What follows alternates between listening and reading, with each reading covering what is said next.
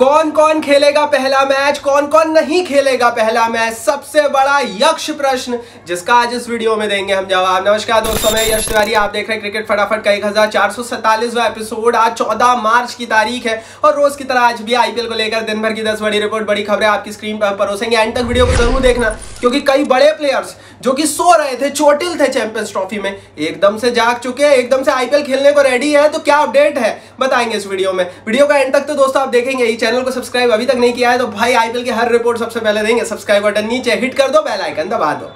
चलिए दोस्तों शुरुआत कर लेते हैं इस वीडियो की सबसे पहले दिल्ली कैपिटल्स की टीम के साथ। तो दिल्ली की टीम ने फाइनली एक लंबे इंतजार के बाद अपने नए कप्तान का ऐलान कर दिया। और जो लगभग 2 महीने से हम चिल्ला कर बोल रहे थे कि अक्षर पटेल होंगे, मैनेजमेंट साथ है उनके, वही हुआ है। केएल राहुल क्यों नहीं है, इसके पीछे कई सारी बातें हैं जो बताऊंगा इस वीडियो में। लेकिन अक्षर पटेल को फाइनली दोस्तों अनाउंस कर दिया दिल्ली की टीम ने अपने नए कप्तान के रूप में। और उसके साथ ही सभी 10 टीमों के नए कैप्टन रिवील हो चुके हैं। पंजाब की कप्तानी श्रेयस अय्यर के हाथ में आ गई है। मुंबई इंडियंस के हार्दिक पांड्या कंटिन्यू कर रहे हैं, गुजरात टाइटंस के शुभमन गिल कंटिन्यू कर रहे हैं, राजस्थान रॉयल्स के संजू सैमसन कंटिन्यू कर रहे हैं। अगर मैं लखनऊ की बात करूं तो वहां पर ऋषभ पंत कप्तानी करते हुए नजर आएंगे। केकेआर को नया कप्तान अजिंक्य रहाणे के रूप में, आरसीबी को पाटीदार मिल गए, चेन्नई के पास गायकवाड़ है, हैदराबाद के पास दोस्तों पैट कमिंस है जो कि कंटिन्यू कर सकते हैं, उनको लेकर भी अपडेट है। लेकिन भैया बड़ा सवाल दिल्ली को लेकर था। अब यार देखो, दिल्ली को लेकर बहुत सारे लोग यही प्रश्न कर रहे हैं कि आखिर केएल राहुल में खराबी क्या थी। तो पहली चीज तो ये कि 2 दिन पहले अपडेट आ गई थी कि केएल राहुल ने खुद मना किया,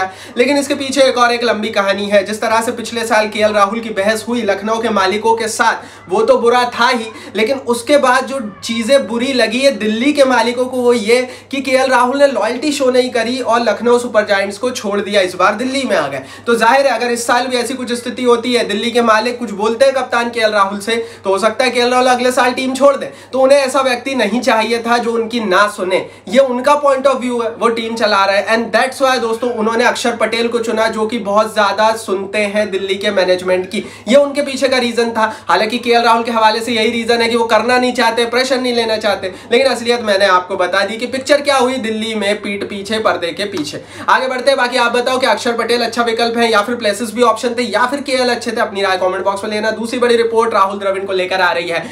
फ्रैक्चर पैर के साथ भी राहुल द्रविड़ ने फाइनली राजस्थान रॉयल्स को कैंप को फिर से ज्वाइन कर लिया है।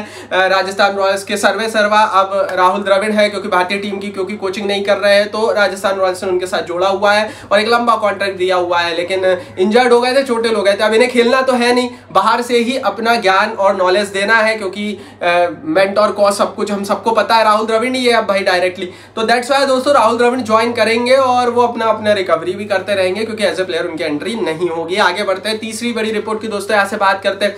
कमिंस और स्टार्क भारत आ चुके हैं। आईपीएल 2025 में वो ज्वाइन कर रहे हैं अपनी रिस्पेक्टिव टीमों को। इनके बारे में बात करना क्यों जरूरी है, क्योंकि चैंपियंस ट्रॉफी 2025 में दोनों ही प्लेयर्स हो गए थे, चोटिल हो गए थे और कह रहे थे भैया हम तो नहीं खेल पाएंगे। ऑस्ट्रेलिया को उसका घाटा भी हुआ क्योंकि कई बड़े ऑस्ट्रेलियन प्लेयर्स आए नहीं खेलने के लिए, और अगर आते तो शायद रिजल्ट ऑस्ट्रेलिया कुछ और कर सकती थी और बेहतर क्रिकेट खेल सकती थी। लेकिन ठीक है भाई, कमिंस जो है वो सनराइजर्स हैदराबाद की कप्तानी करते हुए नजर आएंगे। इंजरी से रिकवर हो चुके हैं, उनकी तरफ से अपडेट है। क्रिकेट ऑस्ट्रेलिया ने दे दिया, एनओसी इसलिए आ रहे हैं। और मिचेल स्टार्क जो है वो इस बार दिल्ली की टीम में खेलते हुए नजर आएंगे। तो भाई देखो, आईपीएल के लिए सब कुछ और ऑस्ट्रेलियंस के लिए एक लाइक बनता है क्योंकि उन्होंने ये चीज तो अब क्लियर प्रोट्रे करना शुरू कर दी है भाई कि हम हमारे देश के लिए भले ही ना खेले पर आईपीएल आकर जरूर खेलेंगे। दोनों के लिए लाइक बनता है। आगे बढ़ते हैं दोस्तों, चौथी बड़ी रिपोर्ट की बात करते हैं। तो मिचेल मार्श जो है वो लखनऊ सुपर जायंट्स की टीम को 18 तारीख को जो है वो ज्वाइन करने वाले हैं। रिपोर्ट ये है कि लखनऊ सुपर जायंट्स ने उनसे आखिरी दफा पूछा था कि भैया आप आ रहे हो या नहीं, अदरवाइज हम आपकी रिप्लेसमेंट के रूप में मैथ्यू शॉट को बुला ले।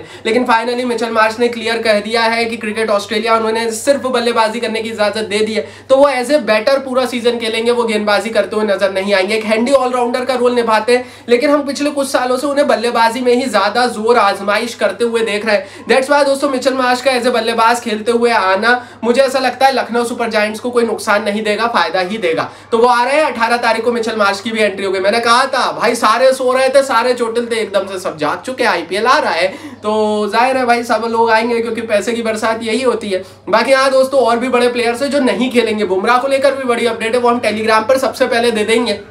पहली टीम पहले मैच को लेकर पहले हफ्ते को लेकर जो भी अपडेट आएगी सबसे पहले देंगे। Link is in the description box. Telegram परिवार का जरूर हिस्सा बन जाना। चलिए दोस्तों, पांचवी बड़ी अपडेट की बात करते हैं। तो जॉस हेजलवुड के हवाले से बड़ी अपडेट आ रही है। रिपोर्ट यह है दोस्तों कि वो आरसीबी के कैंप को ज्वाइन करने वाले हैं।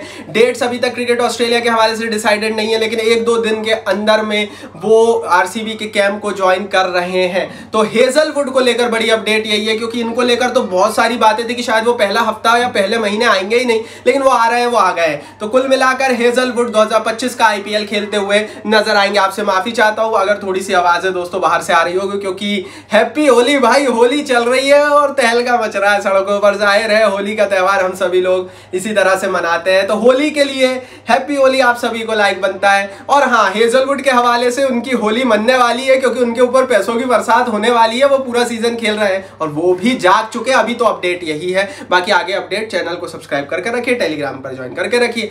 छठवीं बड़ी रिपोर्ट की दोस्तों यहां से बात करते हैं। तो जैकब बेथल को लेकर अपडेट यही है दोस्तों कि वो भी आ रहे हैं। रिपोर्ट यही है कि वो आजकल में पहुंचेंगे और वो भाई शुरुआती हफ्ते छोड़कर वो भी अवेलेबल रहने वाले। दरअसल दोस्तों द टेलीग्राफ अखबार जो है इंग्लैंड का, उसने ऑलरेडी ये प्रेडिक्ट कर दिया था कि जैकब बेथल जो कि चैंपियंस ट्रॉफी से पहले चोटिल होकर बाहर हुए थे, वो तैयार है आईपीएल खेलने के लिए। और उनकी काफी ज्यादा आलोचना भी हुई थी इंग्लैंड में, लेकिन भैया देखो ये लोग अब आलोचना देखते हैं नहीं। जाहिर है आपको आईपीएल में पैसे मिल रहे हैं, जहां पैसा मिलेंगे वहां प्लेयर आकर खेलेंगे, कोई बुराई नहीं है। जैकब बेथल भी आ रहा है। आरसीबी के लिए सुकून की खबर है, बहुत सुकून की खबर है कि भैया वो भी अवेलेबल रहेंगे। स्टार्टिंग के वीक में कुछ अपडेट उनकी लेकर आ सकती है। तो हेजलवुड और बेथल को अभी इनका टेस्ट होगा, फिटनेस टेस्ट भारत में।